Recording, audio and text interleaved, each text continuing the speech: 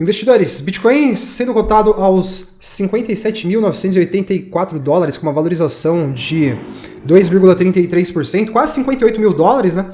BTC realizando aqui um movimento de recuperação daquela última queda. Essa recuperação já atingiu aqui um patamar de 8,30% de alta, desde a mínima de 53.499 dólares pelo gráfico do Bitcoin na Coinbase, que é o que a gente mais acompanha aqui, né?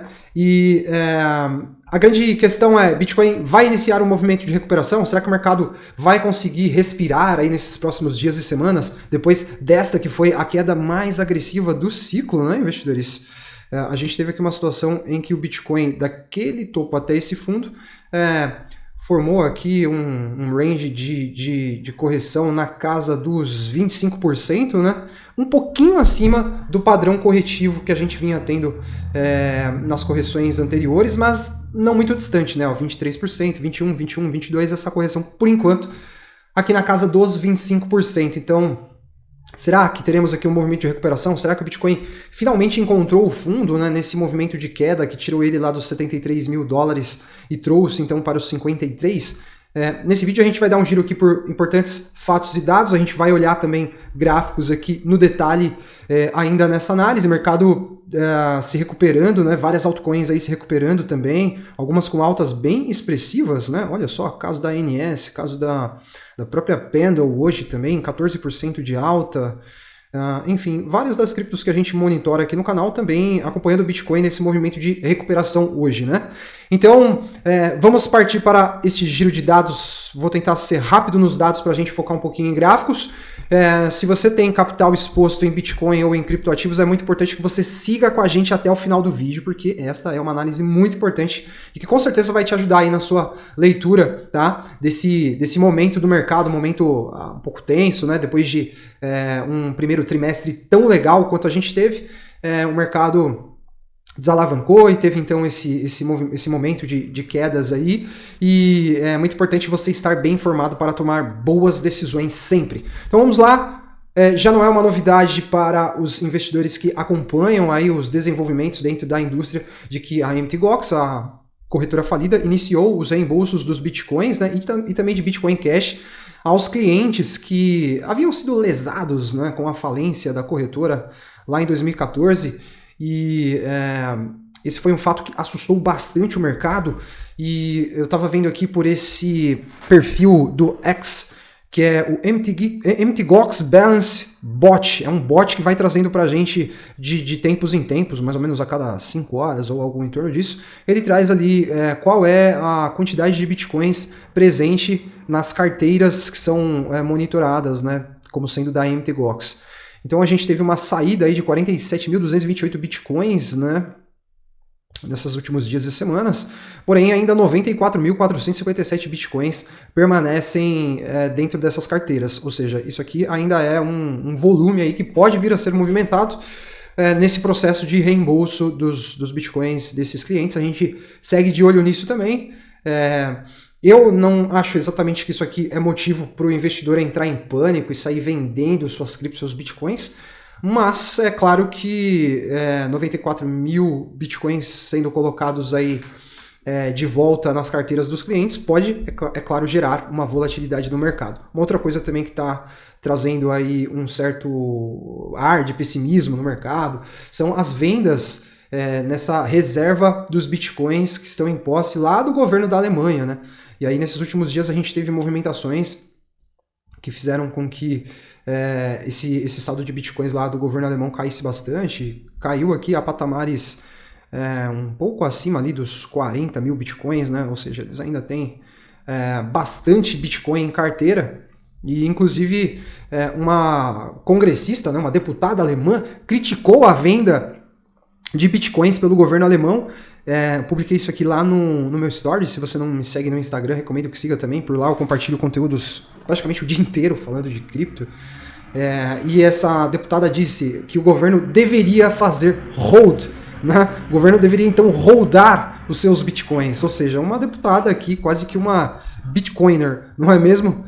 E eu acho que essa venda de bitcoins por parte dos governos não tem que ser exatamente uma preocupação né? Até porque os governos são detentores de uma fatia muito pequena se a gente considerar o realized cap do Bitcoin, né? Olha só, eles são detentores só dessa pequena fatia aqui, ó, de 4%, algo em torno disso. Tô vendo aqui embaixo? Essa barrinha aqui, ó, essa barrinha azul aqui embaixo. Essa montanha cinza aqui representa todo o realized cap do Bitcoin. E a gente tem aí uma fatia bem pequena, né, em posse de governos, ou seja, eu faço uma leitura, investidores, de que essas vendas que estão acontecendo por parte de governos e da própria MTGOX, eu interpreto isso muito mais como FUD, como Fear, Uncertainty and Doubt, medo, incerteza e dúvida sendo gerada no mercado, para, de repente, catalisar ou justificar algo que era necessário, que era um maior equilíbrio na alavancagem, nos níveis de alavancagem do mercado, né? A gente viu que a gente teve, movimentos de liquidação brutais nesses últimos dias e semanas, né? E é claro que aquilo que eu falo para vocês, quando o preço sobe, a mídia e o mercado vai tentar encontrar as razões e construir as narrativas em torno de uma alta, e quando o preço tem que cair, que de repente até está precisando cair, a gente tem então a criação, né, das narrativas pessimistas, né? Mas para mim isso aí não passa de uma marolinha que daqui a pouco vai se dissipar e a gente vai ver o otimismo voltando para o mercado. E como eu falei para vocês, tenho falado, o humor do mercado vira da noite para o dia. Então, muito importante ficar atento com isso também. Eu também aqui trouxe para vocês o acompanhamento do comportamento de exposição em Bitcoin através dos ETFs da Bolsa Americana. A gente teve um saldo bem positivo nessa última semana, como a gente pode ver aqui, ó. Tivemos 4 dias de negociação, porque a gente teve o feriado lá da independência nos Estados Unidos, não houve negociação. E então a gente teve 4 dias de negociação, sendo 2 dias com inflows, né, 2 dias com inflows bem importantes. Olha só, 143 milhões entraram no dia 5 e 129 milhões entraram no dia 1º, sendo que nós tivemos 2 outflows bem leves aqui, né, no dia 2 e no dia 3, na terça e na quarta-feira. Então, um saldo positivo. E nesse dia 5, que foi o dia depois do dump do Bitcoin, que trouxe ele lá para os $53 mil, os ETFs acumularam fortemente, né? Se a gente olhar aqui, ó, do dia 17 de junho até esse dia 5 de julho, esse foi o maior patamar de acumulação lá por parte dos ETFs, né, de entrada de capital por parte dos ETFs. Se a gente olhar nessa coluna aqui, ó, a maior entrada de capital foi justamente quando o Bitcoin estava dumpando lá para casa dos $53 mil, né? E eu estava também dando uma conferida nos dados econômicos, né, no calendário econômico dessa semana, para a gente ver mais ou menos como que a gente teve aí o fechamento dos principais dados. A gente não teve, assim, tantas informações ou tantos dados, assim, que, na minha leitura, impactassem tanto ou mexessem tanto com o mercado. A gente teve, basicamente, alguns PMIs. A gente teve discurso do Jeremy Powell, que foi água com salsicha mais uma vez, mas desses dados mais importantes, ressalto os PMIs, e o payroll, né, que foi divulgado ontem, que vem um pouquinho acima do que era o esperado, né? Porém, olha só que loucura, caras. Em um painel na CNBC esta semana, os analistas lá desse que é um canal que faz uma cobertura muito próxima do mercado financeiro, colocou que 3/4 desses empregos que estão sendo gerados vem do próprio governo, né? Então, quer dizer, basicamente um dado que o mercado talvez não possa confiar, né? O governo está, de repente, manipulando os dados de geração de emprego por lá, em um ano eleitoral. Vocês duvidam que isso é possível?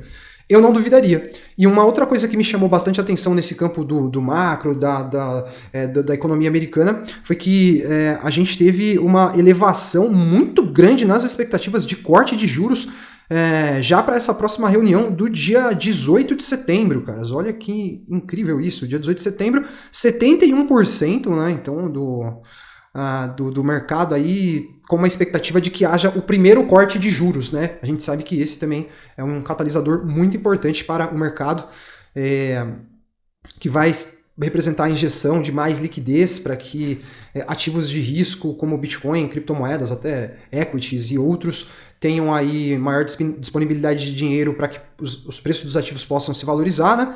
E isso aqui é uma faca de dois gumes, a gente tem que ficar atento, porque assim, o mercado com uma expectativa muito forte de corte de juros para setembro, beleza, é interessante, vamos ver se de fato isso se concretizou ou não. Eu estou um pouquinho pessimista em relação a isso, mas quero estar errado, e o ponto é que se não vier esse corte de juros, o que pode acontecer? Mau humor no mercado, né? O mercado está aqui esperando que vai ter corte de juros, aí chega lá, a gente vai se aproximando desse 18 de setembro, a gente vai concluindo que não vai ter cortes realmente, aí vocês podem esperar mau humor, podem esperar dias de telinha vermelha aí, quando a gente olha a variação no preço dos ativos, né? E aí, antes da gente partir para essa última parte do vídeo, eu quero deixar o convite para você que está chegando pela primeira vez se inscrever e ativar o sininho de notificações e se juntar aos quase 23 mil investidores que estão acompanhando aqui o nosso conteúdo, o canal crescendo em ritmo acelerado. Então, deixa o convite para que você faça parte da nossa comunidade e seja sempre bem informado daquilo que está rolando no mercado para você tomar decisões sábias e não agir como uma sardinha, né? Tem que sempre acompanhar o que os grandes investidores fazem. E é isso que a gente procura fazer aqui. No indicador de medo e ganância do mercado, a gente renovou a mínima, né, investidores? Chegamos aqui a 26 pontos, né? Com um cenário, então, de medo no mercado. Vocês sabem que a lógica de exposição ela é inversamente proporcional ao sentimento do mercado. Quando o mercado está muito otimista, não é recomendado que você aumente a sua exposição. Quando o mercado está muito pessimista e com medo, essa é a hora, né, caras? E olha só, nós chegamos então na mínima aqui de um horizonte de tempo bem longo, né? Se a gente observar esse período de um ano, a gente não teve o mercado atingindo um ponto de medo tão forte, né? Até mesmo quando o Bitcoin estava a 25 mil dólares, lá em setembro do ano passado. Eu considero, investidores, que esse setembro de 2023, a gente já estava aqui fazendo análise, repercutindo o mercado. Esse sim era um momento muito mais tenso para o mercado do que agora, na minha visão, né? E você vê, a gente chegou a um ponto de medo até mais intenso do que o que a gente teve naquela oportunidade, né? O mercado não é assim exatamente racional. Na verdade, o mercado é 80% emocional e é por isso que tem muita gente que perde dinheiro. E se a gente olhar também essa faixa aqui dos 30 pontos, que é onde a gente chegou, é um nível em que o mercado não passa muito tempo. Quando nós estamos em um bull market, certo? Se a gente olhar o ano de 2020, que foi um ano de bull market, a gente só teve aquele breve período em que a gente teve aquele crash da pandemia, com o preço do Bitcoin aqui, com o preço do Bitcoin não, com o indicador de medo e ganância aqui abaixo dessa faixa de ponto que a gente tem agora, né, dessa faixa dos 26 pontos mais ou menos. Depois a gente foi ter um novo momento assim de medo no mercado só lá no meio do ano de 2021, mais de um ano depois, né, com pontuações no indicador de medo e ganância abaixo desses 21 pontos. Isso aqui a China estava banindo mineração de Bitcoin, também narrativas bearish sendo construídas para justificar a desalavancagem de um mercado que tinha subido 1.800% na média, tá entendendo? Era isso que estava acontecendo basicamente. Mas, enfim, considero que esse é sim um excelente momento para exposição, você que tem liquidez para aumentar a sua exposição, para fazer DCA, para ir fazendo compras. O mais recomendado são compras parciais. O cara tem tipo 10 mil reais para ele comprar de Bitcoin, um exemplo, ou de criptos. O que dá para fazer nessa fase em que o mercado está tenso? Você dividir isso em 10 aportes, muita coisa dá para ser feita, muitas estratégias diferentes. Eu vou só falar uma aqui que eu acho que, não sei nem se eu já cheguei a falar, mas é uma maneira legal de você se expor nesses momentos em que o mercado está muito tenso. Você, tipo, tem 10 mil reais, você pega 1.000 reais e você vai aportando no mercado dia sim, dia não. Você vai ficar 20 dias aportando grana no mercado para você formar um preço médio. E é bem possível que depois de 20 dias essa tensão toda já vai ter se dissipado, né? Então, essa é uma estratégia boa também para você fazer DCA e fazer compras parciais nesses momentos em que o mercado está com os nervos à flor da pele. Ainda que eu acho que nós nem chegamos nesse ponto, né? E olha só, com essas quedas mais recentes, nós chegamos também em um nível de margem de perdas realizadas, investidores, a níveis que nós só vimos lá quando o Bitcoin estava a 15 mil dólares, com a FTX quebrando, dentro desse horizonte temporal aqui. Olha só, dentro desse horizonte temporal aqui, né? Então, traders também amargando duras perdas, né? A gente está falando aqui de lucros e perdas realizados por traders, né? E é o que eu falei, a lógica de exposição e a maneira com que o seu otimismo ele tem que ser inverso ao sentimento geral do mercado. Se o mercado está pessimista, você tem que estar otimista, certo? E nesse momento, olha só, baleias estão otimistas, né, pelo visto, porque o que elas estão fazendo, olha só, carteiras com mais de 10 mil bitcoins, olha o que elas estão fazendo. Elas atingiram uma máxima de exposição, acumulando bitcoins, acima de quando a gente teve o fundo do BTC lá em novembro de 2022, dezembro de 2022, que é quando o Bitcoin estava 15 mil dólares, né? Então, quer dizer, é isso que eu estou falando. Baleias estão otimistas em um momento em que o mercado está com medo, né? E quando a gente olha aqui as zonas de suporte no preço, falando de dados on-chain, a gente tem o próximo nível de suporte lá na casa dos 51 mil dólares. Olha o tamanho dessa barrinha aqui, ó. 51 mil dólares, atualmente o preço está mais ou menos próximo dessas barras aqui, né? E aí a gente vai ter uma resistência bem forte já lá na casa dos 61 mil dólares, né? Então aquilo que era um suporte no passado agora se converte em uma resistência. Então 51.500 dólares, o próximo nível de suporte aqui mais relevante quando a gente olha os dados on-chain, né? E aqui no preço, eu vou ligar aqui o VPVR e mostrar para vocês, ó, que isso também se reflete aqui quando a gente olha a análise técnica, né? Tá vendo essa barrinha aqui, ó? Olha essa barra aqui, que apareceu aqui à direita, ó. Ela mostra os volumes financeiros por faixa de preço. A gente vê que lá em 51.800 dólares é onde a gente tem esse pico aqui, né? Esse pico. Então, realmente, esse aqui essa é uma região de potencial fundo para o Bitcoin, né? A gente tem que ficar atento porque o próximo nível que está abaixo desse aqui vai estar aqui na casa dos 42 mil dólares. Eu acho muito difícil o Bitcoin na casa dos 42 mil dólares, investidores. A gente não pode tirar do radar que os ETFs começaram a ser negociados aqui. O Bitcoin estava lá muito próximo dos 50 mil dólares, certo? Aqui, ó, nesse dia aqui. Foi nesse dia aqui. Dia 10 de janeiro, na verdade, dia 10 de janeiro foi a aprovação, né? Dia 11 de janeiro começou a negociação. Então vejam que o Bitcoin passou pouquíssimo tempo, né, abaixo desses 50 mil dólares, que foi ali a data de start dos ETFs. Então tem muito dinheiro, tem muito capital, muito dinheiro esperto, smart money, que não vê interesse nos preços do Bitcoin abaixo desses níveis aqui, principalmente dos 50 mil dólares, né? Principalmente dos 50 mil dólares. Quase que a totalidade dos aportes que foram feitos, da entrada de capital feita pelos ETFs, está dentro dessa zona de preço aqui, ó, certo? Então, eu vejo aqui uma possibilidade de defesa muito forte nesses 50 mil dólares, né? E, enfim, a oportunidade também de aumento de exposição. Quando a gente olha aqui os gráficos, os candlesticks, a gente deixou aqui ontem um candle com um pavio bem extenso, né, um martelinho, que costuma ser aí um padrão de reversão, né? Vamos ver se o candle de hoje de repente confirma esse padrão reversivo aqui, que poderia de repente levar o Bitcoin novamente ali para casa dos 60 mil dólares, né? Vou colocar aqui um perfil de volume por faixa fixa agora, para a gente ver que mais ou menos ali 60 mil a gente começa a ter resistência mais forte, né? Mais ou menos aqui, assim, né? Sendo que o pico de resistência vai estar lá em 66 mil dólares, mas já está um pouquinho mais distante, né? Mas se a gente, de repente, busca um movimento de recuperação aqui para o Bitcoin, se aproximar da região dos 60 mil dólares, para a gente ter um fechamento no semanal um pouco mais friendly, né?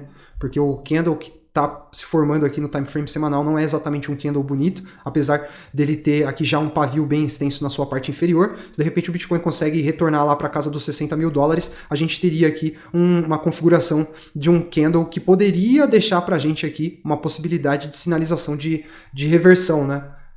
Ou de recuperação real dessa queda que a gente teve. E uma outra coisa também são as bandas de Bollinger. Olha só, a gente chegou a ter aqui o preço sendo negociado abaixo da base inferior da banda de Bollinger no semanal. Essa base inferior está ali na casa dos 56.200 dólares, o Bitcoin chegou aqui na casa dos 53 mil, né? E como a gente pode ver, o Bitcoin não costuma ficar com o preço sendo negociado abaixo dessa base inferior aqui, não, tá vendo? São bandas de volatilidade, né? Você pode ver que quando o Bitcoin no semanal chega nesses níveis aqui, ele costuma iniciar um movimento de recuperação, tá vendo?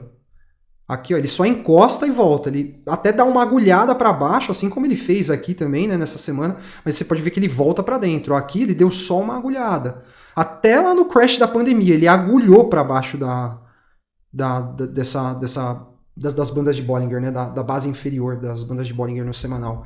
Então, quer dizer, eu acredito que o mercado está muito próximo de chegar num cenário de capitulação. Não vejo o Bitcoin ali abaixo dos 50 mil dólares. De repente uma agulhada pode até acontecer, mas assim, quando a gente pensar em preços de fechamento, coisas desse tipo, eu acho que 50 mil dólares vai ter uma defesa muito forte. Isso se essa recuperação já não começar agora mesmo, né? Se ela já não começar a partir dessas movimentações que a gente vem experimentando agora. No gráfico de 3 dias do Bitcoin, olha só, no gráfico de 3 dias, a gente tem também aqui um cenário que já começa a se configurar um pouquinho mais otimista, né? Um verdadeiro martelo de reversão ali. E se a gente tiver, de repente, o Bitcoin subindo mais um pouquinho, né? Daqui pro final de amanhã, que é quando esse candle do gráfico de 3 dias vai fechar, a gente pode ter até uma configuração um pouco melhor, né? Mas, neste momento, o mercado respira. O mercado vai respirando, a dominância do Bitcoin segue ainda lateralizando lá, né? Olha lá, ela vai batendo lá em cima e vai batendo lá em cima e vai batendo lá embaixo, né? Ainda sem dar sinais claros de que essa tendência aqui vai de fato ser revertida para a gente ter aí queda na dominância com altcoins performando melhor que o Bitcoin, né? Apesar que isso está acontecendo hoje.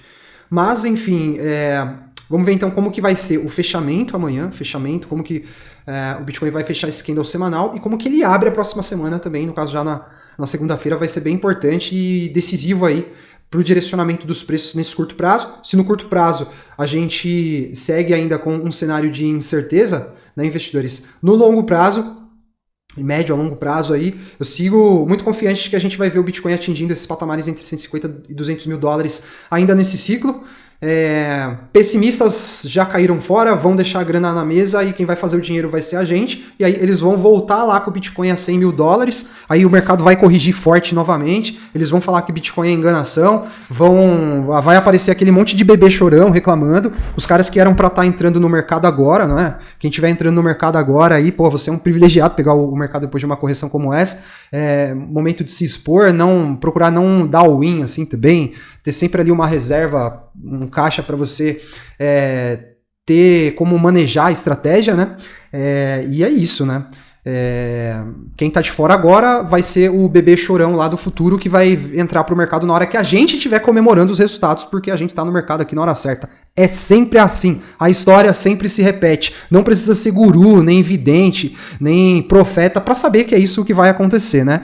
Então, na hora que a gente estiver feliz e comemorando o Bitcoin acima de 100 mil dólares, dominância caindo com alt season rolando, é muito provável que no meio dessa alt season, no meio dessa bull run a gente tem uma correção forte, aí vai rolar aquela choradeira, vão ficar falando que é topo final do ciclo, que o Bitcoin vai derreter de novo, e aí o Bitcoin vai se recuperar, a gente vai ver novamente o Bitcoin indo lá para casa de 150, quem sabe até 200 mil dólares, e é assim, cara, é sempre assim, sempre assim. Eu já tô aqui nesse canal com vocês desde 2022, desde o bear market, e vocês podem ver que a história sempre se repete. Tá? O comportamento do investidor não muda em um espaço de tempo tão curto, né? Tem muita gente falando, mas de 2020 para cá as coisas mudaram, o investidor não mudou, brother, não mudou. O Homo sapiens tem 40 mil anos. O que ia mudar em 4 anos? Não muda tão rápido assim. Basta você estudar a história, então você vai concluir que o comportamento e os padrões emocionais enfim, reativos do mercado são os mesmos, e quem tá caindo fora agora vai voltar pagando mais caro, né? Quem tá se posicionando agora vai ser aí, provavelmente, o vencedor lá do futuro, porque é nessa hora que você se faz um investidor vencedor, tendo força psicológica para suportar esses momentos, tá? Hoje que tá tudo verde aqui, é bonito, é fácil você pensar, nossa, eu tô bem, sou fera demais nisso, mas você vai se provar um investidor de verdade na hora que tiver tudo vermelho aqui, derretendo, e você tranquilo, ciente de que você tomou boas decisões, seguro, né? E a gente segue em frente, junte-se a nós, para que você possa seguir acompanhando aí o nosso conteúdo. Deixa o like se gostou do vídeo, o seu like é muito importante para nós, e estaremos juntos em uma próxima análise. Um abraço, até mais. Investidores, as criptos do relatório Smart vêm tendo uma performance fantástica, mas ainda tem muito potencial para ser capturado pelos nossos portfólios. E para trazer mais assimetria, agora nós temos o Mega Gemas. E além disso, todo mundo que compra o relatório recebe um e-book completo de bônus. Com esses materiais, com certeza você vai conseguir fazer ótimos resultados nesse mercado e se tornar um investidor de alto nível. Recomendo fortemente que você acesse o link da descrição aí agora para conhecer esse trabalho.